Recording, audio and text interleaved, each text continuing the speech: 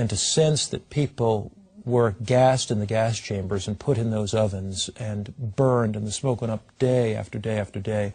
As I was walking through the cells, I was very quiet. It was a very meditative moment. And all around in my head, there was going this thought, God, where were you? Where in the world were you in Dachau? And I walked into a cell, and etched into the wall by some lonely prisoner were these words, God was here. Amazing. God was here. And I began to think about that, Shawn, and I said, you know what? This is where God was. Every time there's suffering, God is there. Every time there's sorrow, God is there. The difference between a saved person and an unsaved person in suffering is the saved person may suffer, the unsaved person may suffer, but the saved person has the absolute confidence, because they've made a conscious choice to have God by their side, that He hasn't left them in suffering. God is there. Where's God in suffering? The same place that He was when His Son died. He was there to support and to encourage. I remember reading a poem once that had a great impact on my life. It talked about a man walking down the beach. Yeah. You know that one? Sure I do. And, he looks back over the end of his life and he says, God, I'm a little perplexed.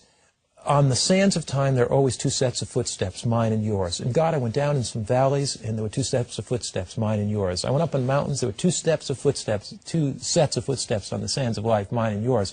But God, there was a particularly deep valley. It was the greatest problem of my life. My life was crushed and broken. There was only one set of footsteps. God, you left me at that time. Where were you? And in heaven, as the story goes, God looks at him and says, let me tell you something. Did you look at those footsteps carefully? Did you look at those footprints more closely? They are deeper, because during that period of time, I was not walking by your side. I was carrying you. Amazing. Exactly where God is. Where is He in suffering? His arms are reached out to us. He's carrying us on His shoulders. What do we have to look forward to? What do we cling to as we face life's dark moments?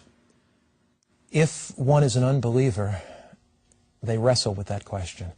But believers look beyond the present pain. Believers take the long view. I have counseled numerous people, and I've talked to many, many people dying in hospitals with cancer. I've talked to hundreds of people in the former Soviet Union whose husbands or wives were killed by the oppressive communist regime because of their religious beliefs or imprisoned.